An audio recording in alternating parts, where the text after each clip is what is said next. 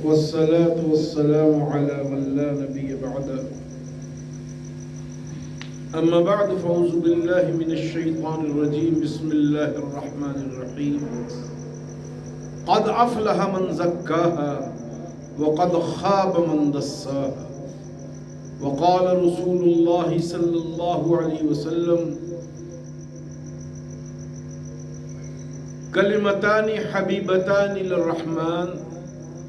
ثقيلتان في الميزان وخفيفتان إلى اللسان سبحان الله وبحمده سبحان الله العظيم أو كما قال رسول الله صلى الله عليه وسلم. دوستو، آج 10ویں رات ہے اور بحمد اللہ کل ہم عشرہ ثانیہ میں داخل ہو جائیں گے. آج جمعرات اور 9 اور 10 رمضان کی درمیانی شب تراویح میں ہم نے قریباً 13 پارے ختم کر لیے.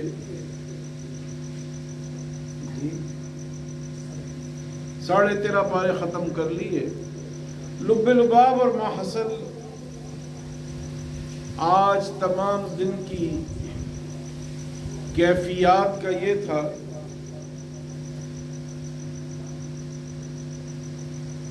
کہ یورپین یونین کے سربراہ اور اس میں کلیدی کردار ادا کرنے والے فرانس کے ساتھ بھارت کے بڑے گہرے تعلقات. یورپین یونین میں فرانس کے بعد اصل اہمیت متحدہ جرمنی کی ہے اور ابھی ہمارے وزیر خارجہ شاہ محمود قریشی صاحب نے جو جرمنی کا دورہ کیا وہ اس بات کی علامت تھی کہ اہل دل کو گستاخانہ خاکوں اور کارٹون کی اشاعت کے بعد اور فرانسیسی صدر کی غلط روش کے باعث اگر کوئی قدم اٹھانا پڑے تو وہ گھاٹے کا سودا نہیں. رفقائے محترم، اس لیے کہ پاکستان سی پیک کے بعد ایک نئے بلاک کی تعمیر میں قائدانہ کردار ادا کر رہا ہے. شیعہ سنی تضادات کو ہوا دینا یہودیوں کی اور امریکہ کی سازش ہے، اور جب بھی امریکہ کی سازشیں آئیں مسلم دنیا میں، عراق میں، شام میں، حتیٰ کہ پاکستان میں شیعہ سنی تضادات کو ہوا دی گئی. حالانکہ اہل سنت والجماعت نے حکیمانہ طور پر اس مسئلے کو حل کیا. شیعہ شروع سے اسلام کا ایک فرقہ رہے ہیں اور شیعہ سنی تضادات کی تاریخ اتنی ہی پرانی ہے جتنی اسلام کی تاریخ. اس لیے صاحبو، سی پیک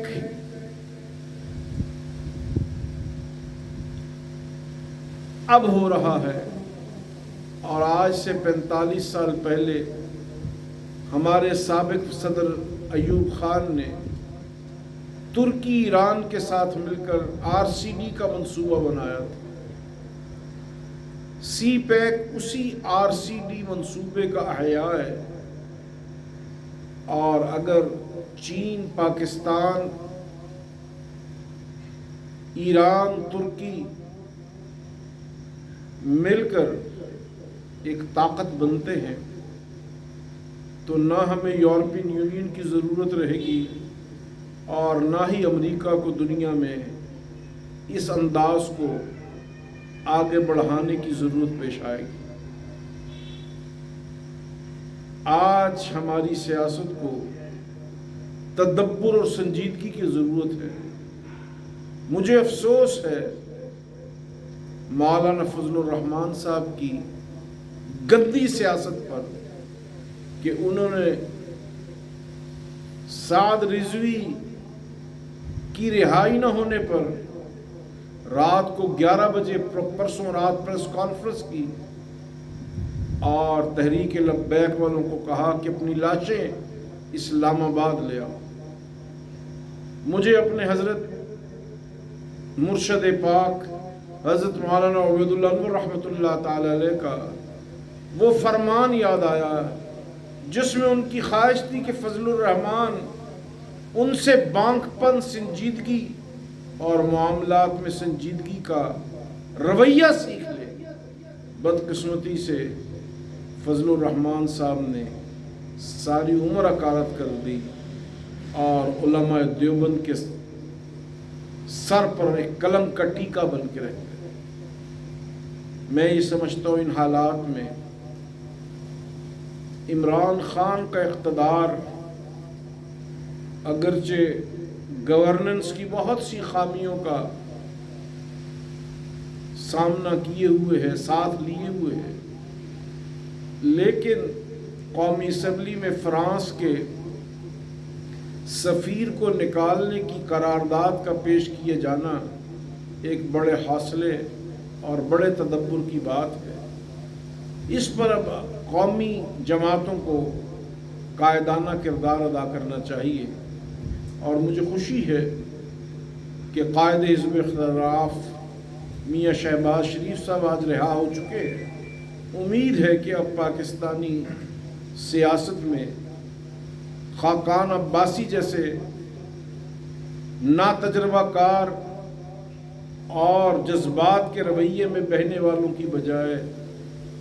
اچھی سوچ کے لوگ آگے آئیں گے، کیونکہ اس وقت کوئٹہ میں چین کے سفیر پر جو حملہ کرنے کی کوشش کی گئی وہ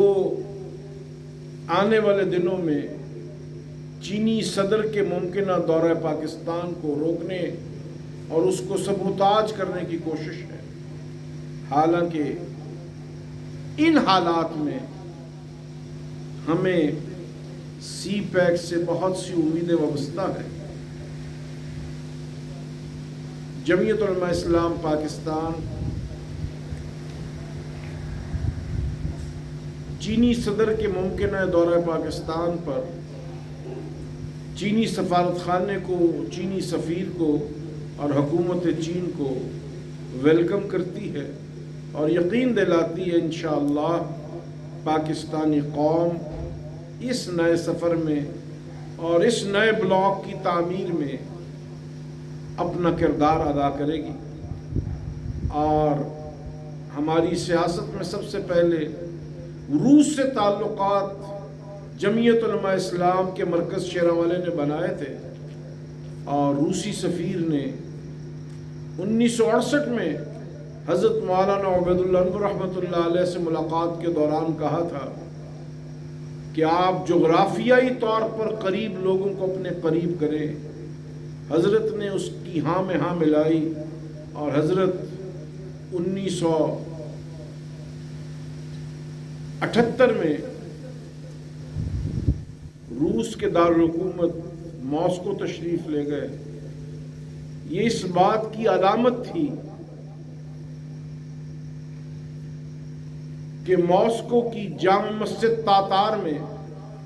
جمعیت علماء اسلام کے سربراہ حضرت مولانا عبید اللہ انور صاحب رحمۃ اللہ علیہ نے جو خطبہ جمعہ ارشاد فرمایا تھا، اس میں اسی نئے بلاک کی تعمیر کے حوالے سے بنیادی گفتگو کی گئی تھی، اور حضرت نے فرمایا تھا اس کے نتیجے میں اسرائیل غیر اہم ہو جائے گا اور فلسطین کو اور بیت المقدس کو